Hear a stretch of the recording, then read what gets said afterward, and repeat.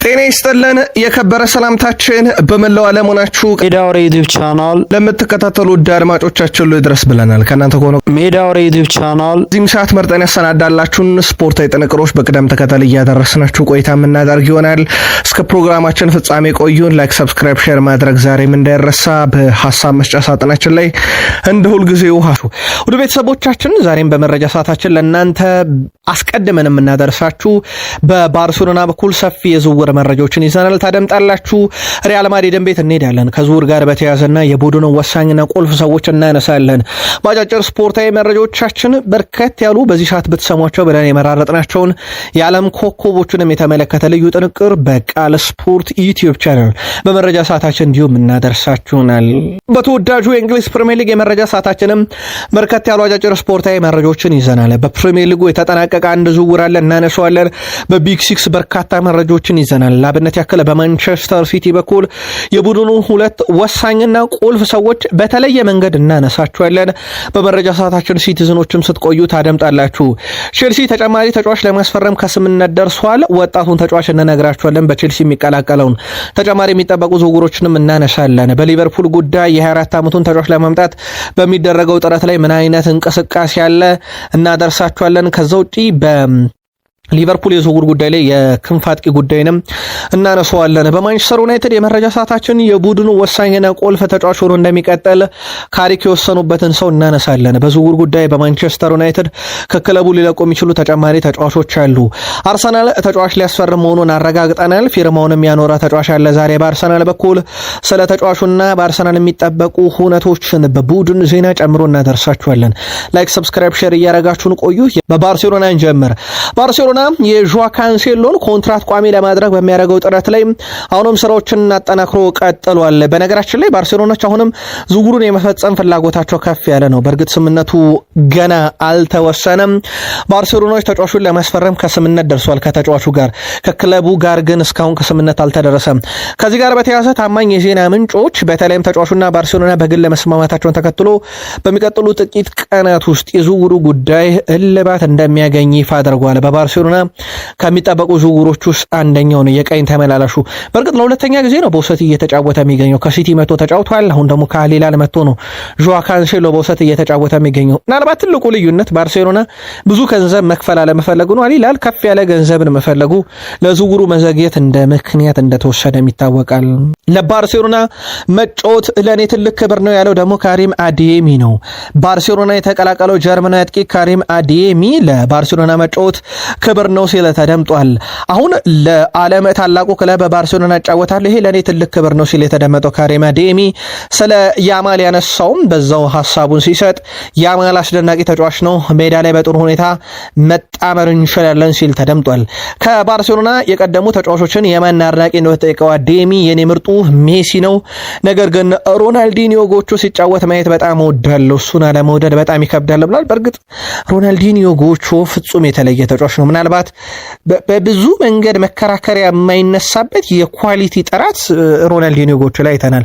ምናልባት በርካቶችም ስለመደገሙ እርግጠኛ አይደሉም የሮናልዲኒዮ ጎቾን የኳስ ክህሎት ደረጃና ምናልባት በእግር ኳስ ግን እንደ ሮናልዲኒዮ ጎቾ የሚያዝናናን ሰው ይመጣል ብላችሁ ታስባላችሁ? ኔይማር በተወሰነ መንገድ ያንን የሚመስል ፎርም ተመልክተንበት ነበር። ለማንኛውም ካሪም አዲየሚ ስሙን ስለነሳው በዛውኛ የምንጥቀሰው ብለን ነው። ኬሊያን ምባፔ ለፍሎሬንቲኖ ፔሬዝ በቀጣይ ወደ ቡድኑ መምጣት ከሚችሉ ተጫዋቾች ውስጥ እንደ አማራጭ ካማከራቸው ሚኬል ኦሊሴ ነው ይላል የጀርመኑ ተነባቢ ጋዜጣ ቢልድ ነው መረጃውን ይዞት የወጣው።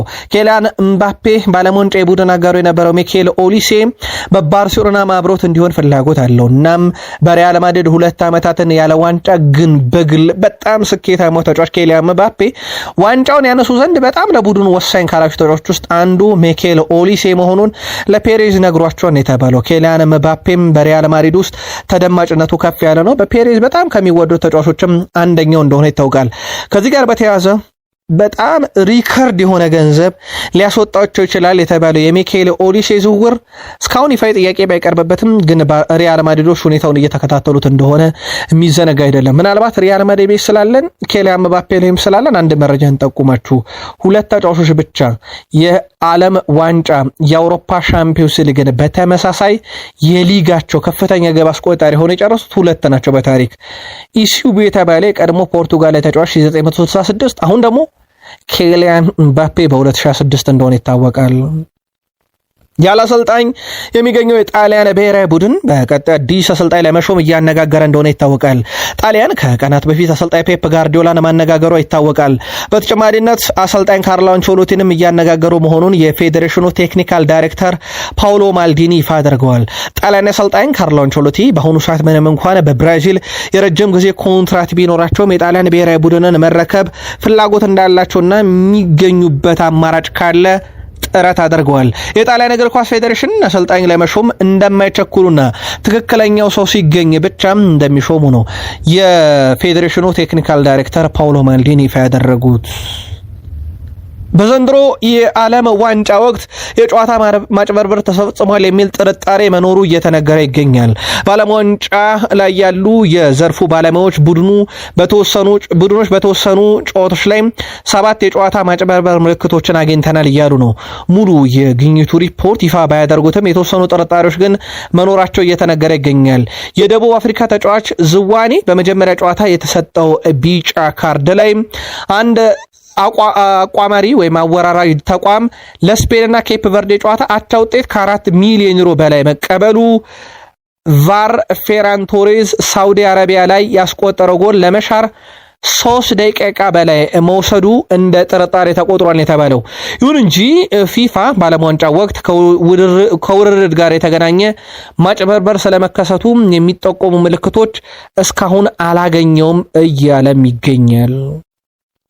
ቶማስ ሙለር ስለ ሊዮኔል ሜሲና የዳኝነት ውሳኔን በዛው ስላነሳ እሱን እንመልከተው። ከአርጀንቲና ጋር በነበረን ጨዋታ እየመራን ነበር። ሜሲ በትክክል አጠገቤ ነበር የቆመው። ኳሱ ከመሬት ተነስቶ እጅ ላይ ያረፈ፣ እጄም በነበረበት ተፈጥሮ አቋም ላይ ነበር። ዳኛ ወዲያውኑ ቢጫ ካርድ ሰጡኝ። ይህንን ያደረጉትም ሜሲ አጠገቤ ስለነበረ ብቻ እንጂ ሌላ የተፈጠረ ነገር አልነበረም እና ቶማስ ሙለር ሜሲና ዳኞች አድሎዋዊ ነገር አለ። ይሄ እርግጥ ነው። እኔም ስጫወት ሜሲ አጠገቤ ሆኖ ላጠፋሁት ሌላ ጥፋት ራሱ ቢጫ ካርድ አይቼበታለሁ እያለ ይገኛል። ምናልባት ሜሲም ካነሳን ተጨማሪ እንደ መረጃ እንጠቁማችሁ። በእግር ኳስ ታሪክ የሊዮኔል አንድሬስ ሜሲን ያክል የግብ አስተዋጽኦ ያለው ተጫዋች የለም። ጎል ሲደመር አሲስት ማለት ነው። በአጠቃላይ ደግሞ ሊዮኔል አንድሬስ ሜሲ በ130 ጨዋታ ላይ በጨዋታ 10 ከ10 ሬቲንግ በማግኘት የምድራችን ቀዳሚ ተጫዋች ነው። እስከ 5 ያሉ ተጫዋቾች ቢደመር የሱ ላይ አይደርሱም። ሮናልዶ 38፣ ኔይማር 33፣ ሱዋሬስ 30፣ ሃሪኬን 26 ጊዜ 10 ከ10 ተሰጥቷቸዋል። ሜሲ ግን ብቻውን 130 ጨዋታ ላይ 10 ከ10 አግኝተዋል። ላይክ፣ ሰብስክራይብ፣ ሼር ማድረግ እንዳይረሳ። የሰዓቱን አጫጭር ስፖርታዊ መረጃዎች እየተከታተላችሁ ነው። ለውድ አድማጮቻችን ሰብስክራይብ ካላረጋችሁ ሰብስክራይብ አድርጉ። ለወዳጅ ዘመዶቻችሁ ሼር አድርጉልን። ለ100,000 ሰብስክራይበር እንበቃ ዘንድ ይህን መረጃም ላይክ እያደረጋችሁ ተከታተሉን። በፕሪሚየር ሊግ ጥፍት ካሉ ተጫዋቾች እንጀምር መረጃችንን። ጃይደን ኩሉዙቭስኪ በጣም አስደናቂ የቶትናም ተጫዋች 14 ወር አልፎናል። ወደ ቤተሰቦቻችን ሜዳ ላይ ካየነው በጉዳት ምክንያት እንደሆነ ይታወቃል። አሁን ወደ ቶትናም አካባቢ እየወጡ ባሉ መረጃዎች መሰረት እንግዲህ ጃይደን ኩሉዙቭስኪ ከጉዳት አገግሞ በግሉ እንቅስቃሴዎችን እያደረገ ነው። ምናልባት የሮቤርቶ ዲዘርቢን ቡድን በጊዜ ሊቀላቀል የሚችልበት እድል አለ። አስቶን ቪላ ተጫዋች ማስፈረሙን ይፋ አድርጓል። አስቶን ቪላ አሌሃንድሮ ጋርናቾን ከቼልሲ በረጅም ጊዜ ወይም በ1 ዓመት በሚቆየው ውሰቱ ለማስፈረሙን ይፋ አድርጓል። በአሰልጣኝ ኡናይ ኤምሬ የሚመራው አስቶን ቪላ ተጫዋቹን የመግዛት ግዴታ ባካተተ የ1 ዓመት የውሰቱን የግላቸው ያደረጉት። አሌሃንድሮ ጋርናቾ በውድድር ዘመኑ መጨረሻ የ4 ዓመት ኮንትራት የሚፈርም ይሆናል ተብሏል። በአስቶን ቪላ ቤት ጉዳዩን ለዓመት እናቆየው፣ የዓመት ሰው ይበለንና ማለት ነው። የዛሬ ዓመት ምናልባትም ቼልሲና አስቶን ቪላ ሊጠየቁበት የሚችሉ አይነት ዝውውር እንደሆነ ይታወቃል። ይህ ዝውውር ምክንያቱም በአውሮፓ እግር ኳስ ማህበር 2 ክለቦች በ45 ቀን ውስጥ ተጫዋች ከተሻሻጡ ሂሳብ ይወራረዳል እንጂ እንደ ትርፍ አይቆጠርም። አስቶን ቪላ 117 ሚሊዮን ፓውንዱ እንደ ትርፍ እንዲቆጠርለት ጋርናቾን የምር በውሰት የወሰደው በዛ ምክንያት መሆኑ ከተረጋገጠ ከፍተኛ ቅጣት ቼልሲና አስቶን ቪላ እንደሚጠብቃቸው ግን ሳይዘነጋ ማለት ነው። ማንቸስተር ሲቲዎች በእርግጥ የታወቀ ነው ግን ይፋ አድርገዋል። ማንቸስተር ሲቲ እንግሊዛዊውን አማካይ ኤሊዮት አንደርሰንን በ5 ዓመቱ ለማስፈረማቸውን ያው በኦፊሻል ገጻቸው ላይ ዛሬ አሳውቀዋል።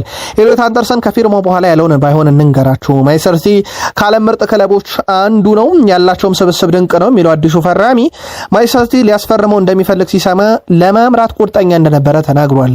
ራሱን በትልቅ ደረጃ መፈተሽ እንደሚፈልግ የገለጸው አንደርሰን የቀድሞ የኖቲንግሃም ፎረስት ተጫዋች ነበረ። ኤሊዮት አንደርሰን ማንቸስተር ሲቲ ያንን እድል ስለሰጠኝም አመሰግናለሁ ብሏል። ማንቸስተር ሲቲ ዋንጫዎችን ለማሸነፍና በትልቅ ደረጃ ለመፎካከርም የተገነባ ቡድን ብሎታል። ማንቸስተር ሲቲ ለተጫዋቹ ዝውውር 135 ሚሊዮን ዩሮ እንደከፈለበት የሚዘነጋ አይደለም። በቀጣዩ ውድድር ዓመት በማንቸስተር ሲቲ በትልቅ ደረጃ ከሚጠበቁ የአማካኝ ስፍራ ተጫዋቾች አንዱም እንደሆነ ይታወቃል። ያው ዝውውሩ ቀድሞም የተጠናቀቀ ነው። ሲቲ ግን ዛሬ በይፋ ተጫዋቹን ማስፈረማቸውን እንዲያሳውቀዋል። የሪያል ማድሪድ ትኩረትን የሳበ የወቅቱ መነጋገር የነበረው ተጫዋች እንደሚታወቀው ሮድሪ እንደሆነ ይታወቃል። ለሲቲ ደጋፊዎች ቀደም ባለው ጥንቅራችን ጉዳት እንዳጋጠመው ቀዶ ጥገና እንደሚያስፈልገው ነግረናቸዋል። የሊቨርፑሉ አሰልጣኝ አንቶኒ ኢራኦላ ሮድሪ የቡድኑ ጥቅም የሚያስቀድም ተጫዋች በሚል የኔ ፍልስፍና ልክ እንደ ሮድሪ ነው እያሉ ነው ሮድሪን ያወደሱት። ሮድሪ በዓለም ዋንጫው ጎል አላገባም፣ አመቻችቶ አላቀበለም። ይሄ የታወቀ ነገር ነው። ነገር ግን የውድድሩ ምርጥ ተጫዋች ሮድሪ እንደሆነ ይታወቃል። የሲቲው አማካኝ የጥራቱን ደረጃ በደንብ ያየንበት ይመስለኛል። በእርግጥ የሲቲው ሮድሪ ጥራት የለውም ሳይሆን ሞር በአጭር ጊዜ የተዘጋጀ ውድድር ነው። የዓለም ዋንጫ ጥቂት ጨዋታ ብቻ የሚደረግበት ነው። በእነኛ አጭር ጊዜ ውስጥ ብዙ ነገር መወሰን ይፈልጋል፣ ትልቅ ኳሊቲ ይፈልጋልና ሮድሪን ማንነት በደንብ ያሳየ የሚመስል የዓለም ዋንጫ ነበርና የሊቨርፑል አለቃ አንቶኒ ኢራኦላ የኔ ፍልስፍና እንደ ሮድሪ ነው ብለው ሮድሪን አነጻጽሯል። ሁልጊዜም ለቡድን ጥቅም ቅድሚያ መስጠት አለበት የሚሉት አሰልጣኙ እናም እሱ ለሁሉም ቡድን ለሚጫወትበት ለሲቲም ለብሔራዊ ቡድኑም ጥቅም የሚሰጥ በሚለው ወድሰውታል። ፊል ፎደን በኤንዞ ማሬስካ ስር እንግዲህ ኮንትራቱን አራዝሟል። በእርግጥ በቃል ደረጃ ከስምምነት የደረሰው ቆየት ብሎ ነበረ። አሁን ለፊርማውን አኑሯል። በኤንዞ ማሬስካ ቡድን ውስጥም በተመለከተ ምልከታውን አጋርቷል። ከኤንዞ ማሬስካ ጋር የመጀመሪያውን ሲዝን ለመጀመር ጓጉቻለሁ ብሏል። ከኤንዞ ማሬስካ ጋርም ጥሩ ግንኙነት አለን የሚለው ፊል ፎደን ከኤንዞ ማሬስካ ጋር መስራትም በጣም አስደሳች ነው ብሏል። በልምምር ላይም በጣም ጥሩ ጊዜ አብረን ያሳልፈናል ብሏል። እሱ ክለቡን የሚያሰለጠንበት የጨዋታ ፍልስፍናው ሁሉ ነገሩን ወድጃለሁ። በተለይም ደግሞ ኳስን ተቆጣጥሮ የሚጫወት ቡድን መገንባት ይወዳል።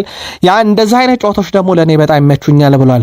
እናም በእርግጠኝነት በየጨዋታው ቡድኑን ማገዝ የምችልበትን አቅም አውጥቼ እንድጫወት አዲሱ አለቃችን ኤንዞ ማሬስካ የጨዋታ ፍልስፍናው ይረዳል እያለ ነው። በሲቲ እስከ 30 ኮንትራቱን ያራዘመው ፊል ፎደን። ቼልሲ ተጨማሪ ተጫዋች ለማስፈረም ከስምምነት ደርሷል። 38 ተጫዋች በዋናው ቡድን የያዘ የመጀመሪያ ፕሪሚየር ሊግ ክለብ ነው በዚህ ዓመት። ይሄኛው እንኳን ለዋናው ቡድን አይደለም። የምዕራብ ለንደኑ ክለብ ቼልሲ ከአሜሪካ ታዳጊ ተጫዋች ለማስፈረም ነው ከስምምነት የደረሰው። ሰሞቹ የ15 ዓመቱን ታዳጊ ቤንጄ ፍላወርስ ከዳግላስ እግር ኳስ ክለብ ለማስፈረም ተስማምቷል። ተጫዋቹ 18 ዓመት ሲሞላው ቼልሲን እንደሚቀላቀል ይፋ ተደርጓል። ዳላስ ከዝውውሩ $3 ሚሊዮን ሲያገኝ የሚያሳየው እንቅስቃሴ ላይ መሰረት አድርጎ ሂሳቡ እስከ $10 ሚሊዮን አካባቢ ይደርሳል ተብሎ ይጠበቃል። ተጨማሪ $7 እንደማለት ነው። ሰማዮቹ በአሜሪካ ካሉ ምርጥ ታዳጊዎች መካከል አንዱን አስፈረመናል የሚል መግለጫ ነው የወጡትና ቼልሲ የማስፈረም ፖሊሲው ለዋናው ቡድን እንዳለ ሆኖ ለታዳጊና ወደፊት የሚገለገለባቸውን ተጫዋቾች በማስፈረም ሂደት ላይ እንደዚሁ ተጠምዶ ይገኛል። በዝውውር መስኮቱ ላይ ወደ ቤተሰቦቻችን የቼልሲ እንቅስቃሴ ማምጣት ብቻ አይደለም፣ ከክለቡ የሚያስወጣቸውን ተጫዋቾች ጎን ለጎን አሉ። ለአብነት ያክል የክሪስታል ፓላሱን ተጫዋች ላክሮክሳን ለማምጣት በሚደረገው ጥረት ላይ ማለት ነው ማክሰንስ ላክሮክሳን የፍራንሱን ተከላካይ ለማምጣት በሚደረገው ጥረት ላይ የሚለቀው ተጫዋች ሊኖር ይችላል፣ የዝውውር አካል አድርገው ማለት ነው። ምናልባት እንደ አክሰል ዲሻሽ ያለ ተጫዋች ከቼልሲ እንዲወጣ ይፈለጋልና በቼልሲ በኩል የዝውውር አካል ሊያደርጉት ፍላጎት አላቸው ተብሏል። በሁለቱ መካከል የሚደረገው ድርድር በመርህ ደረጃ ከስምምነት የተደረሱበት ነውና ዝውውሩ ሊፈጸም ይችላልበት በጣም ሰፊ እድል አለ። በተለይም የአክሰል ዲሳሴ ደግሞ ዝውውር ውስጥ የሚካተት ከሆነ ፓላሶች ዝውውሩን ሊስማሙ የሚችሉበት በጣም ሰፊ እድል አለ እየተባለ ይገኛል። ዘ ቴሌግራፍ ነው መረጃውን ዛሬ በፊት ገጹ ላይ ይዞት የወጣው። ተከታትለን እናመጣዋለን።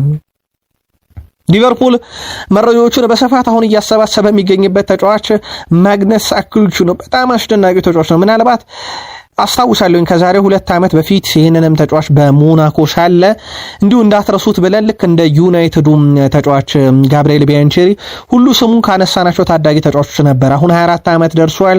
ፈረንሳይ ክንፍ አጥቂ የበርካቶችን ቀልብ ስቧል። ፓሪሰን ጀርሜን በግል እንደተስማማ ይታወቃል። ተጫዋቹን የግሉ ለማድረግ ከሞናኮ ጋር ብቻ ነው የሚቀረው። በዝውውር ሂሳብ ላይ ሞናኮዎች የሚፈልጉት ገንዘብ አለ። ወደ 34 ሚሊዮን ፓውንድ በላይ ይፈልጋሉ። ሊቨርፑሎች ይህን ገንዘብ ሊከፍሉት እንደሚችሉ ነው ስካይ ስፖርት እያስነበበ የሚገኘው። በተጫዋቹ ወቅታዊ ብቃት ላይ በጣም ደስተኛ ናቸው ተብሏል። በቀጣይ ሊቨርፑል የሚጠብቀው ተጫዋቹን ማሳመን ሂደት ላይ ነው። ተጫዋቹን የሚያሳምኑ ከሆነ ለማግኘት ከሞናኮ ጋር የተጠየቀውን የዝውውር ሂሳብ ሊከፍል ይቻላል። ምናልባት የፓሪሰን ጀርሜን አንዱን መዘግየት በዚህ ዝውውር ላይ በቡድን ውስጥ እንደ ባርኮላ ያለ ተጫዋች ዲዘር ዱ እያሉ ተጨማሪ የማምጣት እቅድ አይኖረውም። ሞር ይሄንን ተጫዋች የማምጣት እቅድ ያላቸው በተለይም ብራድሌ ባርኮላ ከፓሪሰን ጀርሜን የሚወጣ ከሆነ ነው። ሊቨርፑሎች የዚህን ተጫዋች ዝውውር ለመጨረስ ከፍተኛ የሆነ ጥረት ያደርጋሉም ተብሎ ይጠበቃል። ሌላኛው አማራጫቸው ነው። በብራድሌ ባርኮላ ጉዳይ ላይ ብራድሌ ባርኮላ በሊቨርፑል አሁንም በጣም ተወዳጁና ተመራጩ ተጫዋች ነው። ባርኮላ ከሊቨርፑል ጋር በመያያዙ ጉዳይ ላይ ግን ምንም አይነት ድርድር አልተካሄደም። በባርኮላና በፓሪሰን ጀርሜን እና በሊቨርፑል መካከል ምንም አይነት ድርድር አልተካሄደም። ውይይቶች አልተካሄዱም። ነገር ግን በፓሪሰን ጀርሜን በኩል በጣም ከፍተኛ የሆነ ገንዘብ ይፈለጋልና በዚህ ምክንያት እስካሁን አንድም ያነጋገረ ክለብ የለም ሊቨርፑልን ጨምሮ ማለት ነው። ወቅታዊ ጉዳዩን እናንሳው ብለን ነው። ከዛ ውጪ ባለፉት 10 የውድድር ዓመታት ውስጥ ሊቨርፑል ወደ 784 ጎል አስቆጥሯል። በሲቲ ብቻ ነው የሚበለጠው። በጣም ጥራት ያለው የፊት መስመርን በመገንባት የሚታወቀው ሊቨርፑል ዘንድሮም በጣም ጥራት ያለው የፊት መስመር ለመገንባት የሚደረገው ጥረት ላይ ነው። የፊት መስመሩን ለመገንባት አሁንም ዝውውሮች ላይ ትኩረት አድርገው የሚገኙት ሜዳ ወሬ ዩቲዩብ ቻናል ሰብስክራይብ ሼር ማድረግ ዛሬም እንዳይረሳ። በቀጣይ ቪዲዮ እስክንገናኝ ድረስ ደህና ቆዩልን።